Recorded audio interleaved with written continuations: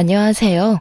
매일은 아니지만 자주 듣고 있는 애청자 중 한 명입니다. 날씨가 덥더니 어느새 가을이 와서 하늘이 너무 예쁜 요즘이죠. 하늘 보셨어요?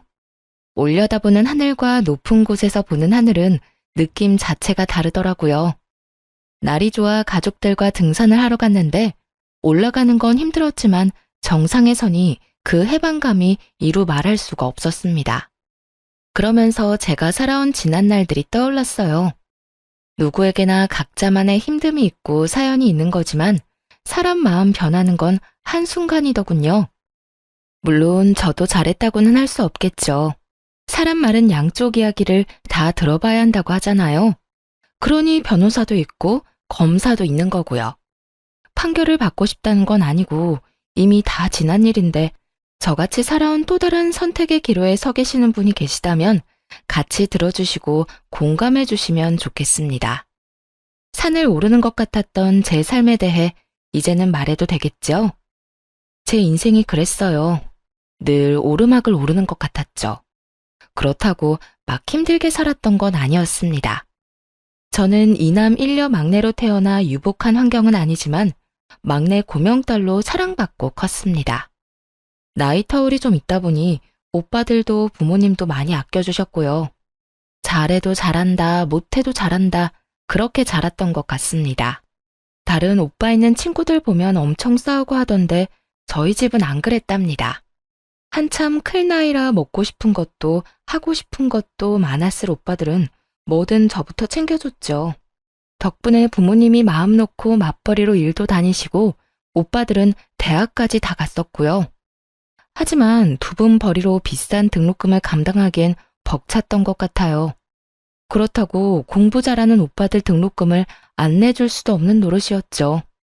큰오빠는 법대로 진학해서 검사가 되는 목표가 있었고요.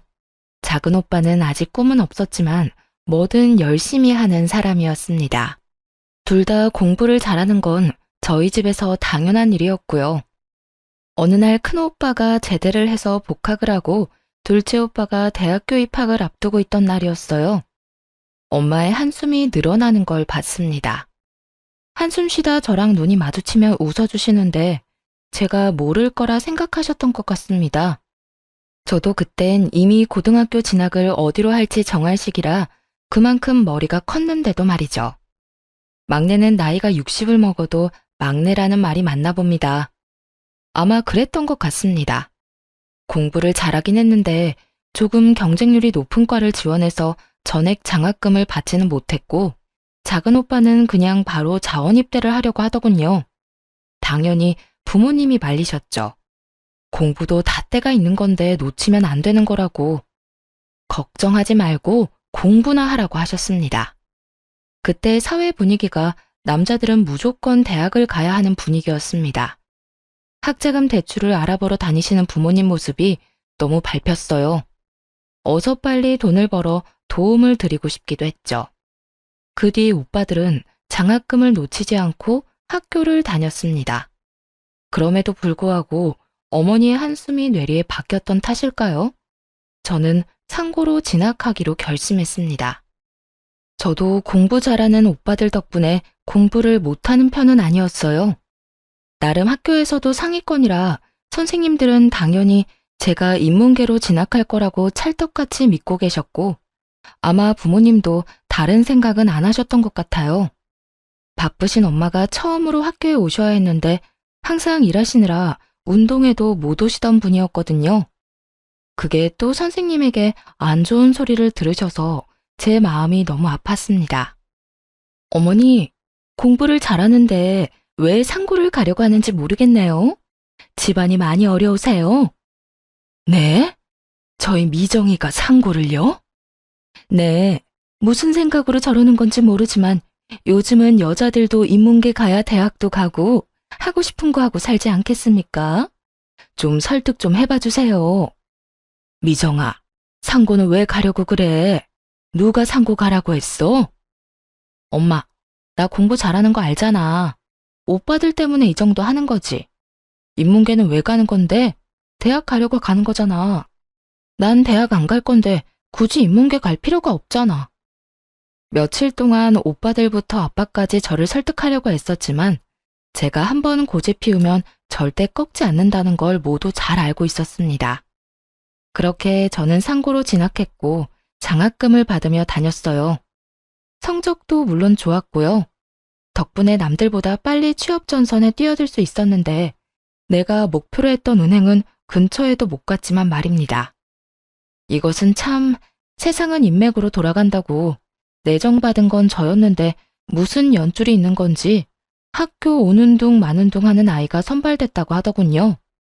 그때 좀 힘들었죠. 세상이 다 밉게 보이고 그래도 어쩌겠어요. 바뀌는 건 없더라는 겁니다.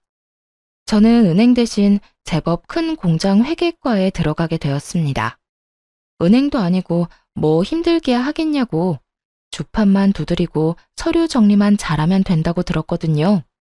주판이 어떻게 생겼는지 내 책상은 어디 있는지 전 계산은커녕 매일매일 청소만 하다 왔어요. 선배들이 자기 빨래까지 가져다 놓은 것도 분말 없이 빨아야 했고요. 그 시절 따뜻한 물이 나오는 건물이 어디 있었나요? 호텔에서나 나왔겠지. 추운 겨울엔 얼어붙은 손을 호호 불면서 빨래를 해야 했습니다. 집안일이라고는 해본 적이 없었던 저는 손빨래가 그렇게 힘이 들었습니다. 요령이 너무 없었던 거죠. 빨래하고 들어오면 손이 얼어 타자를 칠 수가 없어 사무실 일은 더 못했고 그러다 보면 일 느리다고 구박받고 계속 그런 일상의 도돌이표였습니다. 심부름도 한 번에 시키는 법 없이 다녀오면 다른 사람이 불러서 또 시키고 뭐 그런 식이었답니다. 그러니 일을 제대로 배울 수 있는 환경이 못 되었던 거죠. 요즘 같으면 바로 신고감인데 저희 때는 신고가 어디 있겠습니까? 그냥 다녀야 했습니다. 좀 지나니까 이골이 나기도 하고 오기가 나서 어디 두고 봐라 하는 마음에 제일 먼저 출근해서 청소해놓고 얼어있는 손 녹여서 일하고 선배들이 일 시키기 전에 미리미리 예상해서 다 해놓고 마지막까지 정리 다 하고 퇴근하길 반복했어요. 인생의 암흑기를 말하라고 하면 딱 그때라고 말할 수 있을 정도였습니다. 하지만 어둠이 계속되는 법은 없잖아요. 점점 해가 뜨기 시작했습니다.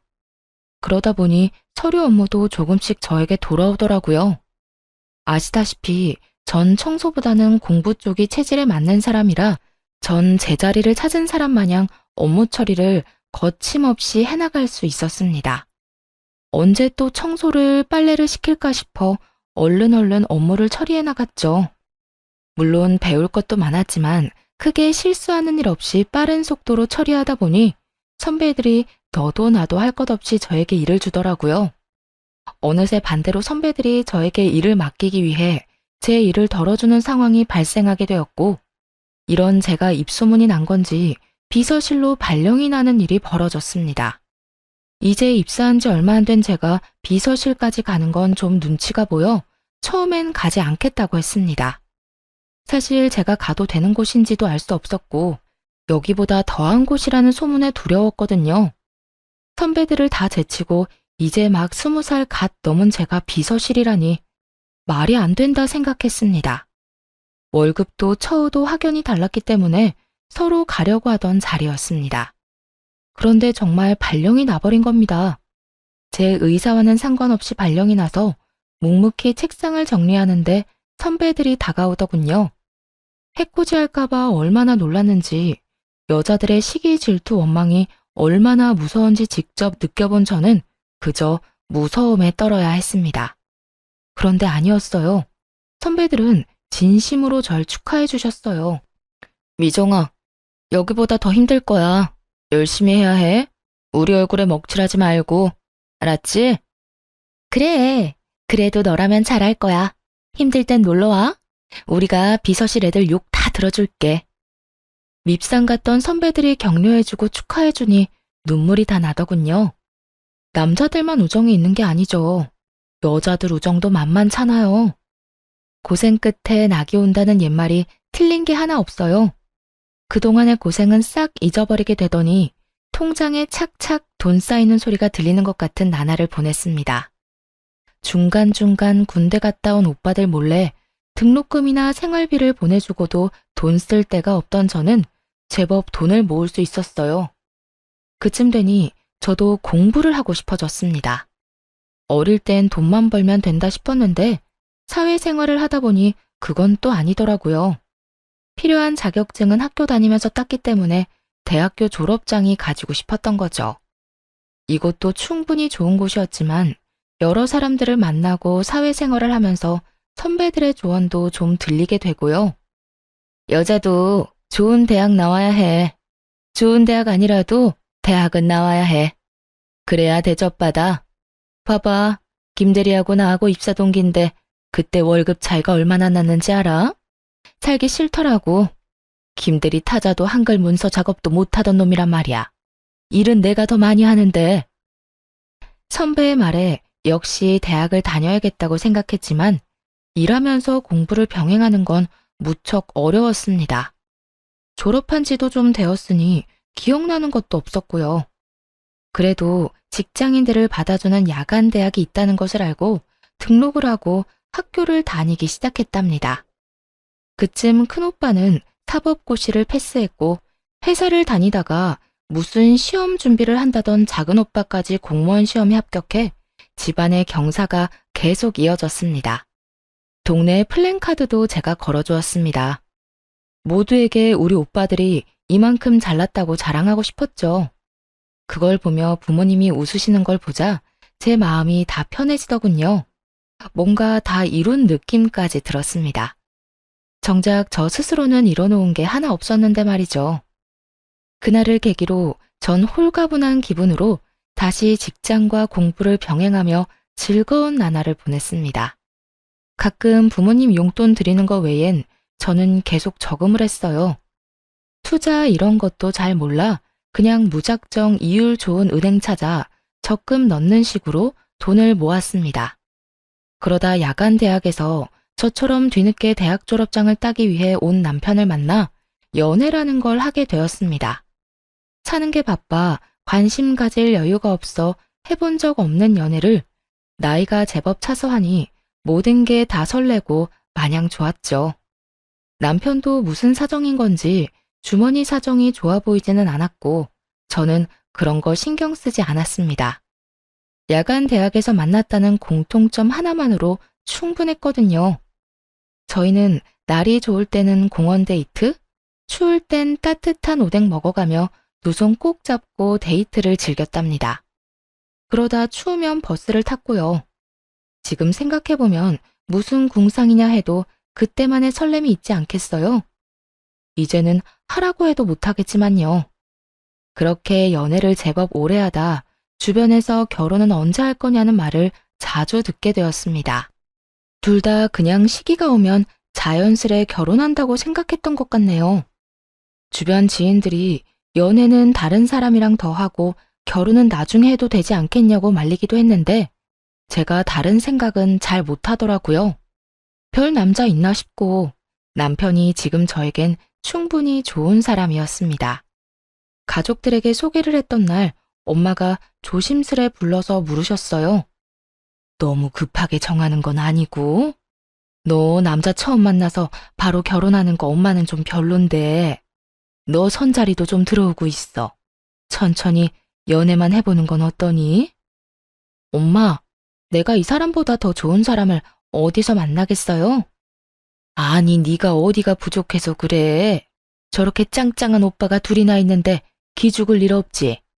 너 회사에서도 능력 인정받고. 그때 엄마도 속물이구나. 약간 실망했어요. 또 오빠들이 잘 나가는 거지 내가 잘 나가는 게 아닌데 그걸 남편과 비교하니 화도 좀 났죠. 당장 제가 시집을 간다고 해도 저희 집 재정 상태가 좋은 건 아니라 해줄 수 있는 것도 없었고요. 저도 받을 생각도 없었지만 이제 막 사회생활하기 시작한 오빠들에게 무슨 돈이 있겠어요? 또 오빠 공부 뒷바라지에 부모님이 가진 것도 뻔히 제가 다 아는데 못된 말로 엄마 속을 좀 후벼 파고 남편과의 결혼을 추진했습니다. 엄마, 나 냉장고라도 하나 사줄 수 있어? 없잖아. 그냥 내가 알아서 갈 테니까 반대만 하지 말아줘. 양가 집안의 양해를 구하고 혼수 예물 아무것도 하지 않았습니다. 그래도 너무 빈손인 건 정말 아닌 것 같아 시부모님 옷 한 벌씩은 해드리라고 남편에게 봉투를 주긴 했습니다. 그게 많이 부족하다고 생각하신 건지 시부모님 얼굴이 썩 나를 반기지는 않으셨어요. 살면서 잘해드리면 되지 싶어 저는 크게 신경 쓰지 않기로 했습니다. 형편에 맞게 살아야 한다는 게 제 생각이었고 남편도 이해해주던 부분이었거든요. 제가 모았던 돈에 신랑 돈 보태서 작은 원룸에서 신혼생활을 시작했습니다. 신랑이 제 말에 잘 따라주는 편이었기 때문에 월급의 70%는 적금을 넣었고 혼자 벌다 둘이서 모으기 시작하니 생각보다 돈이 빨리 불어났습니다. 그런데 고지를 코앞에 두고 저희에게 아이가 생겼어요. 너무 예쁘고 사랑스러워 일 같은 건 생각도 나지 않더라고요. 지금을 놓치면 아이 크는 걸 못 볼 것 같다는 생각에 저는 저축을 조금 미루기로 했습니다. 집에서 아이를 돌보는 게 제 일이라 생각했고 그래서 일을 그만둔 거였죠. 저희 부모님도 소소하게 일을 하고 계셨고 시부모님들도 마찬가지셨어요. 아이를 봐줄 사람이 없었기 때문에 차선책이 없기도 했습니다. 아이가 생기니 저의 집에 대한 열망은 더 커졌어요. 아이가 크면 자기 방은 하나 줘야 하지 않겠나 하는 마음에 더 악착같이 아끼며 어떻게 보면 궁상맞게 살았던 것도 같습니다. 저는 옷이 계절별로 2벌이면 좋겠고요. 옷을 언제 사본지 기억나지 않을 정도였죠. 화장품은 처녀 때 쓰던 거 그대로 화장대 위에 있었습니다. 뚜껑 열 필요도 못 느끼겠더군요. 그래도 아이 얼굴엔 로션 발라주고 신랑 옷은 계절별로 사주며 오롯이 제 것만 줄여 나갔습니다. 아이가 클수록 돈이 많이 들기 시작했어요. 기저귀값만 해도 사이즈가 커지니 양은 적은데 비싸지고 분유값도 감당 안 될 지경이었어요.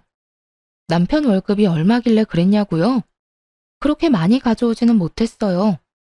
월급이 적은 대신 칼퇴근에 힘든 일이 별로 없는 곳이었죠. 반 공무원이라고 생각하시면 될 겁니다. 여튼 둘이 벌다 혼자 벌게 되고 입은 셋이 됐는데 저축은 그대로 해야 하고 남편을 조금 못 살게 굴었던 것도 같습니다. 먹는 것도 그냥 반찬 하나에 밥, 국 정도면 먹는 저와 달리 남편은 안 먹어도 한 상 차려 먹는 걸 좋아하는 편이었으니 얼마나 맵기가 불만이었을까요? 한 번씩 친정에서 반찬 좀 주면 잘 차려주지 매일 그런 밥상은 힘들었습니다. 반찬이 생겨도 며칠에 나눠서 먹고는 했으니까요. 당연히 남편도 이해해준다고 생각했어요. 그래도 다른 건 남들 못지않게 신경 써주고 있다고 자부했으니까요. 그런데 어느 날부터 남편이 안 하던 반찬 투정도 하고 짜증을 입에 달기 시작했습니다. 안 그러던 사람이 그래서 외벌이라 힘든 거지 하고 이해하고 넘어갔습니다. 확 변하면 눈치라도 챌 수 있었을 텐데 차츰 변하는 걸 알아채기엔 저도 아이를 키우느라 정신이 너무 없었네요. 그냥 단순히 남편이 밖에서 힘든 만큼 더 아끼고 아이를 잘 키워야지 하는 생각밖에 하지 않았죠. 그러다 드디어 제일 큰 금액이 든 적금 만기일이 다가왔습니다. 저는 미리 집을 보러 다녔어요.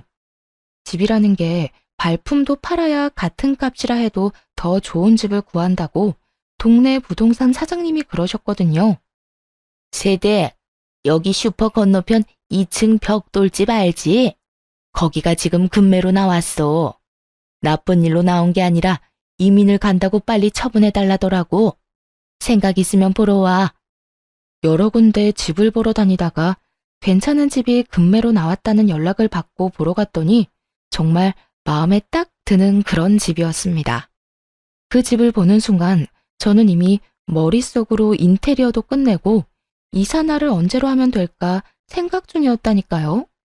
저녁에 남편이 오기만을 기다렸다가 집 이야기를 꺼내자 남편 반응이 좋지 않았습니다. 집? 집을 꼭 지금 사야 해? 지금 부동산 분위기도 안 좋은데 더 기다렸다가 사도 괜찮지 않을까? 그럼 언제 사? 적금 만기됐고 대출 조금만 받으면 살 수 있는데 금매로 나온 거라 금방 나갈 거란 말이야. 이 가격에 그 집 못 산다고. 됐어. 집은 다음에 사. 부부 회의는 결렬되고 말았습니다. 저희는 싸움 아닌 싸움을 했고 남편은 그 길로 나가더니 들어오지 않았고요. 저는 남편은 차차 설득하면 된다고 생각하고 일단 계약금을 걸기 위해 은행을 찾아갔습니다. 그런데 이게 무슨 일인가요? 만기 통장에서 찾을 수 있는 돈은 없었습니다. 대체 무슨 일이 일어난 건지 처음엔 도통 알 수 없었습니다. 내 명의 통장을 누가 건드릴 수 있다는 말인지, 요즘은 신원 확인도 잘해서 본인 아니면 통장 거래도 안 된다고 알고 있었는데 말이죠. 사모님, 2달 전에 온라인으로 해지 신청하시고 인터넷 뱅킹으로 이체하신 이력이 있으십니다. 모바일 OTP도 받으셨네요. 휴대폰 한번 보세요. 대체 누가 내 휴대폰에 은행 어플을 깔아 해지를 하고 이체를 했다는 건지 멍청하게 그때까지도 전 남편을 의심하지 않았습니다. 그냥 어떻게 그게 가능하지? 라고 바보 같은 생각만 했죠. 저기 이체된 계좌주 명이 땡땡땡입니다. 바로 남편이었죠. 하늘이 무너지는 것 같았습니다. 돈을 떠나서 믿었던 사람에게 배신당한 느낌에 정신을 차릴 수가 없었습니다. 남편은 내가 모를 거라 생각했던 걸까, 내가 그렇게 바보 같았나 싶었습니다. 몰라서 안 한 게 아니라 돈 거래를 할 일이 없어 인터넷 뱅킹도 일부러 깔아두지 않았는데 이게 독이 될 줄이야 누가 알았겠어요. 은행에서 돌아오는 길이 천리말리길 같았습니다. 유치원을 다녀온 아이를 보자 덜컥 눈물부터 나더군요. 자기 방에다 예쁜 침대하고 책상을 갖고 싶어 했는데 엄마가 금방 해줄게, 조금만 기다려 라는 말에 너무 기뻐하던 아이였는데, 아이를 안고 울고 있는데 남편이 들어왔습니다. 저희는 처음으로 아이 앞에서 부부싸움을 했어요. 눈에 불덩이라도 떨어진 건지 아무 생각도 안 나더군요. 당신, 얘기 좀 해. 오늘 적금 찾으러 갔다 왔어. 근데 돈이 없더라? 나 빈 통장만 들고 되돌아왔다고. 1,000만 원도 아니고 억 단위 돈을 어디다 썼어? 왜 말도 없이 뺀 거야? 걱정하지 마. 투자 좀 했어. 당신 창기 알지? 그 친구 사업 대박 나서 이번에 확장하는 건데 거기 투자한 거야. 곧 100배로 불려줄게. 더 크고 좋은 집으로 이사 가자. 알겠지? 100배라는 말을 믿을 수 있어? 그러다 잘못되면 투자 아무나 하는 거 아니야. 아무나? 내가 아무나야? 막말로 그 돈 내 월급도 들어갔잖아. 공동재산인데 내가 쓰면 안 되는 거야? 그 말이 아니고 상의를 먼저 하고 했어야지. 그렇게 마음대로 써버리면 그러다 잘못되면 나한테 뭐라고 하려고 그랬던 건데? 잘못될 일 없어. 창기가 그럴 일 없다고 했어. 확실하다고 했다고. 당신이 집에서 살림만 해서 사회 돌아가는 걸 몰라서 그래. 신재생 에너지가 뭔지는 알아? 모르잖아. 모르면 그냥 가만히 있어. 초조한 나날을 보내다 결국 사단이 나고야 말았습니다. 남편은 공황장애가 온 사람처럼 불안해하며 이상한 증상을 보이더니 회사도 가지 않는 것 같았습니다. 그러다 어느 날 통화를 하더니 욕을 하고는 폰을 집어 던지더군요. 느낌이 왔죠. 아, 잘못됐구나. 100배 넘는 수익이라뇨. 그건 다단계였습니다. 처음엔 수익이 통장에 짱짱하게 찍혀 사람 속이기 딱 좋죠. 그걸 보고 창기라는 남편 친구가 속아서 시작을 하고 친구를 찰떡같이 믿은 남편은 제대로 알아보지도 않고 투자를 한 거였죠. 공중에서 돈다발이라도 뿌려봤으면 덜 억울했을지도 모릅니다. 한참 오르막을 오르다 정상에 다 왔다 했더니 더 가파른 길이 나타난 겁니다. 아니, 절벽이 나타난 거죠. 남편은 몇 날 며칠 술만 마셨어요. 저러다 급성 간경화로 죽는 건 아닐까 걱정될 정도였습니다. 미우나 고우나 제 남편 아니겠어요? 저는 다시 시작한다는 기분으로 남편을 다독였어요. 다시는 이러지 마. 사라진 돈 그냥 없었던 돈이라 생각하고 다시 모으자. 그러니 정신 좀 차리고 당분간 집에서 좀 쉬어. 남편도 면목이 없었던 건지 조용히 받아들이더군요. 이미 회사에서도 잘린 상태였고 일할 의지도 없어 보여 제가 일자리를 알아볼 수밖에 없었습니다.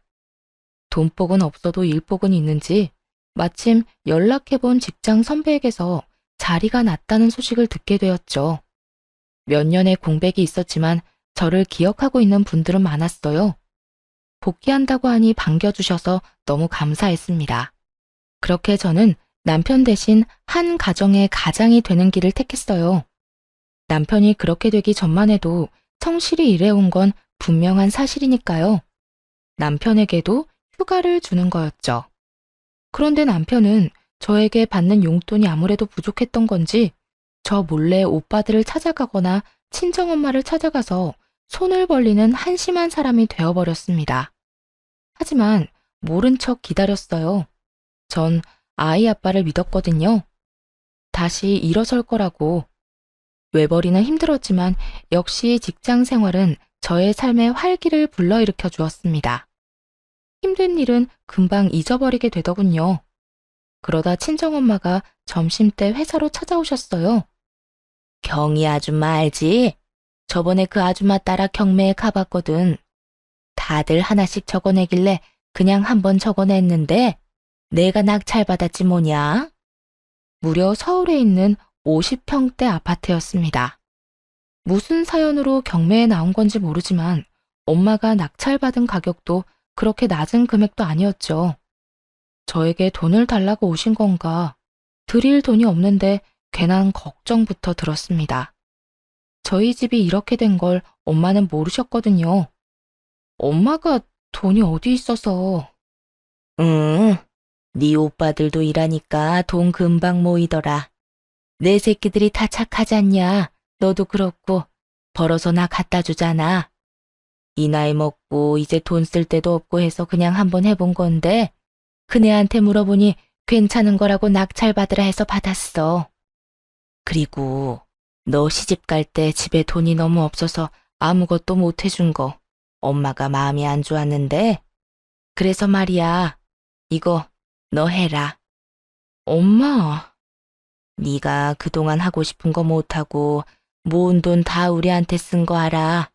그거의 10분의 1도 안 되겠지만 이거라도 해서 시댁에서 어깨 펴고 살으렴. 엄마가 그렇게 말하는 이유가 있었어요. 사실 무슨 피해의식인지 없이 살수록 없는 사람을 더 업신여긴다는 거 여러분은 느껴본 적 있나요? 전 우리 남편 집을 보면서 그걸 딱 느꼈습니다. 그래서 결혼할 때 혼수나 예물을 무리해서 해가나 봅니다. 제가 너무 아무것도 없이 시집을 가다 보니 남편 집에서 은근히 저희 집을 무시하긴 했거든요. 굳이 비교를 하자면 저희 친정이 훨씬 나은 집이었는데 많은 무시를 당한 게 사실이었습니다. 엄마는 다 알고 계셨나 봐요.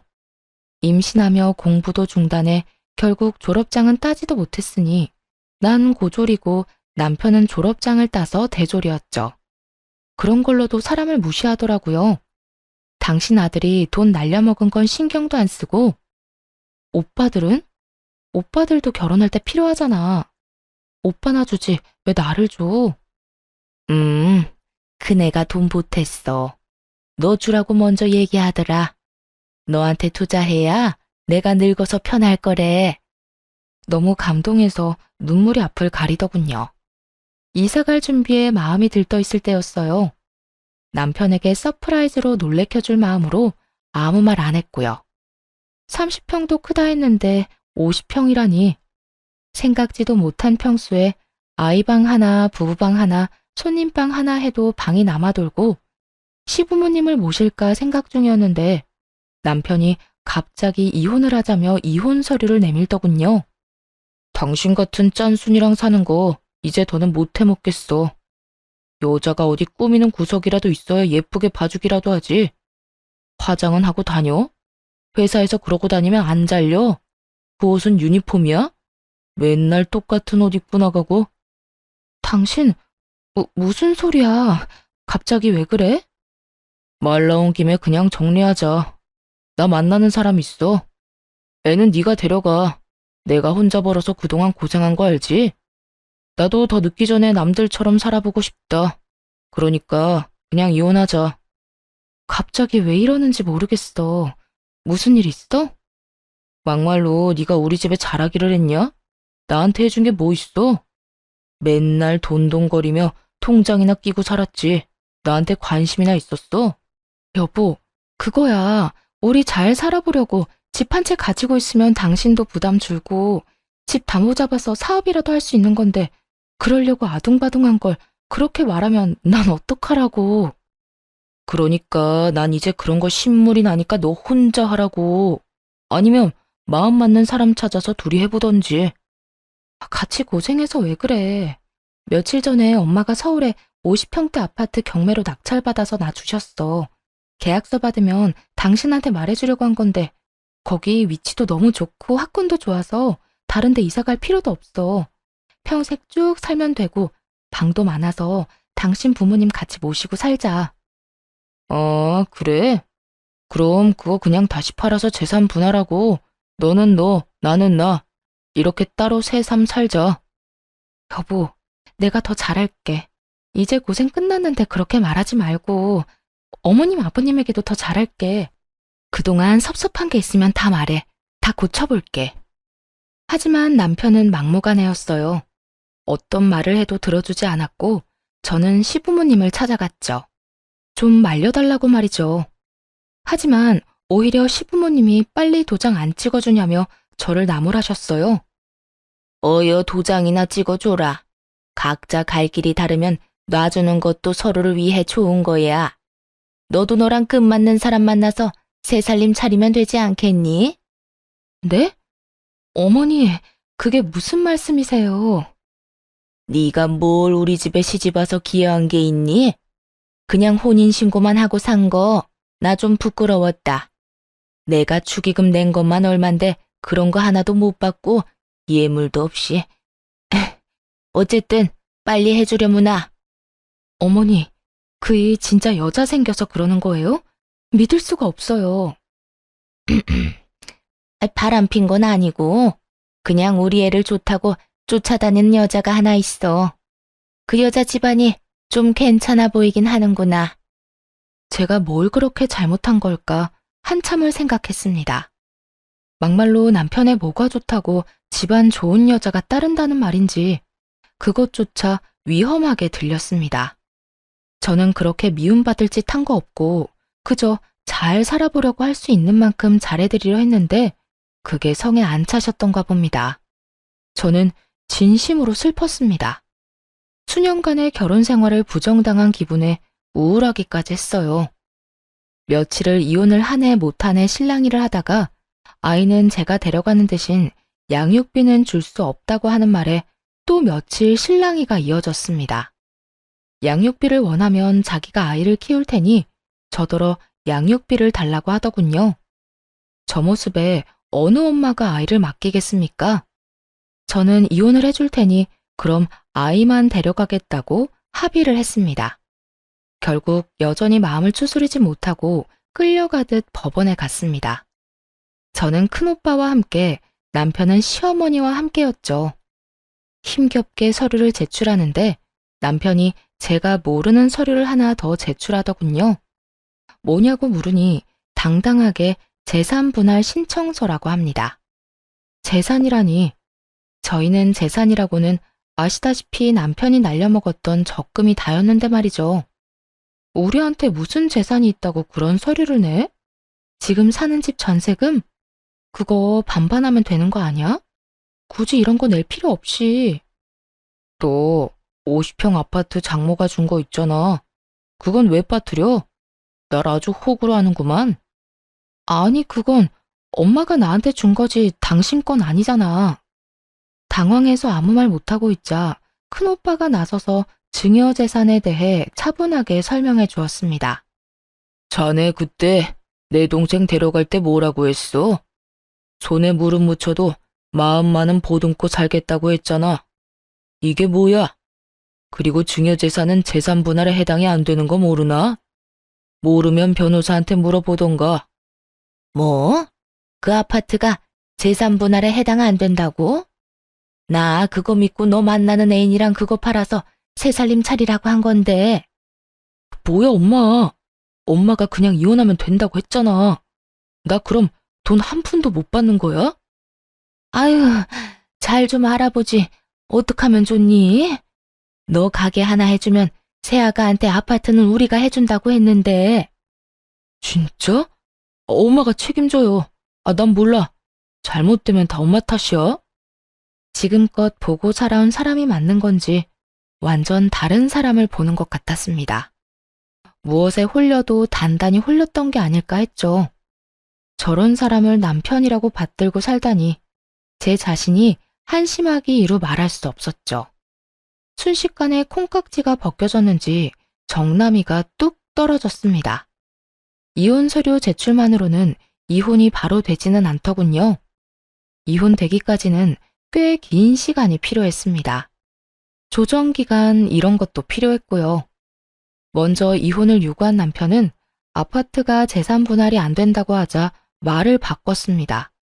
하지만 제가 이제 같이 살 마음이 없어진 지 오래였고요. 제가 끝까지 이혼하겠다 하니 갑자기 그럼 아이는 자기가 키우겠다 하더군요. 언제는 나보고 데려가라고 하더니 웃음밖에 안 나왔습니다. 결국 큰오빠의 도움으로 양육권도 제가 받아오고 양육비도 매달 50만 원씩 보내주는 걸로 이혼은 정리가 되었습니다. 엄마가 낙찰받아줬던 아파트는 딸과 둘이 살기엔 넓었기에 친정 부모님과 함께 살기로 했습니다. 저는 덕분에 멈췄던 공부도 다시 시작했고요. 다 엄마가 잘 봐주셔서 가능한 일이었습니다. 참 감사한 일이죠. 그 뒤로 전 남편은 어떻게 됐냐고요? 말도 마세요. 딱 1년 지나고 제가 사는 아파트로 찾아왔는데 1년 만에 보니 감회가 새롭고 그럴 줄 알았는데 지난번에 정남이 떨어진 거에 뭐 더 떨어질 게 있다고 완전히 사람으로 안 보이게 되었습니다. 여보, 우리 다시 합치자. 애도 아빠가 필요하잖아. 나 그 여자랑은 애초에 헤어졌어. 그때 잠깐 꼬셔서 넘어갔던 것뿐이야. 난 자기밖에 없는 거 잘 알잖아. 정말 한심해서 말도 안 나오더라고요. 말을 안 하고 있으니 내가 허락했다는 뜻으로 받아들인 건지 슬금슬금 안으로 들어오려는 거 체인을 딱 걸어 잠그고 소리쳤습니다. 누구신데 남의 집에 와서 이러세요? 잘못 찾아오신 거면 그냥 가시고요. 여보, 왜 이래? 자꾸 헛소리 하시면 경찰에 신고할 거고 아파트 CCTV 영상 따서 입구에 붙여놓을 거예요. 잡상인 출입이 잦으니 조심하라고. 잡상인? 잡상인. 어서 안 꺼져? 당장 꺼지라고. 제가 큰 소리를 내니 처음 보는 모습에 놀라서 달아나는데 신발이 벗겨져도 모르고 열심히 도망가는 모습이라니 혼자 봐서 아쉬울 정도였답니다. 그렇게 쪽을 당했으니 다시는 오지 않을 거라 생각했는데 방심했던 게 있었습니다. 딸아이 학교를 찾아간 거였어요. 이제는 초등학생이 된 딸은 아무래도 아빠를 보니 좋았나 봅니다. 딸이 처음 보는 인형을 집으로 들고 들어와 물으니 아빠가 줬다고 말하는 거 있죠? 이 사람이 아이를 꼬시려고 작정을 했구나 싶었죠. 저는 바로 큰오빠에게 사정을 얘기하고 접근 금지 신청을 부탁했어요. 딸에게도 아빠를 보면 따라가면 안 된다고 신신당부했고요. 이대로는 안 되겠다 싶어 고민을 하다 전 남편의 부모님을 찾아갔어요. 다시는 보고 싶지 않은 사람들이지만 결판을 지어야겠다고 생각했죠. 전 시부모는 작은 테이블 몇 개 놓고 동네 치킨집을 하고 있었는데 제가 간 날 딱 봐도 고등학생으로 보이는 아이들에게 술을 팔고 있었습니다. 핸드폰 동영상 줌 기능을 활용해 증거 영상을 깔끔하게 찍어 전 시모에게 내밀었죠. 이 친구들 학생인 거 알고 술 파시는 거죠? 이거 제가 시청에 넣으면 영업정지 당하는 건 아실 테니까 긴 말 안 할게요. 딸아이 근처에 얼씬도 하지 말라고 해주세요. 아니면 사람 심어서 계속 사진 찍어서 신고할 테니까. 아니야. 저 청년들 학교 안 다녀. 학교 안 다니면 미성년자 아닌 줄 아세요? 좀 알고 장사하세요. 저처럼 몰라서 뒤통수 맞지 마시고요. 설마 그럴 리가? 아니야. 민증 검사는 하셨나요? 안 하셨죠? 정상 참작도 안 되겠네요. 아이고, 이 나쁜 년. 무슨 심보로 그러는 거야? 무슨 심보요? 아줌마가 나한테 그런 말할 자격이 있으신가 모르겠네요. 해봐라, 해봐. 해볼 테면 해봐. 내가 가만히 있나 보자. 이게 끝인 걸로 아시면 안 되죠. 유통기한 지난 식품 나와도 끝인 거 아시죠? 점검기간 아니라도 신고하면 출동해요. 못된 년. 너 인생 그렇게 살지 마라. 그럼 잘 알아들으신 걸로 알고 가볼게요. 천하의 못된 여자 연기해보니 너무 시원했습니다. 허탈하기도 했고요. 이제 다시 찾아오는 일은 없을 거라 생각하고 싶어요. 다음날 모르는 번호로 연락이 왔습니다. 바로 전 남편이었습니다.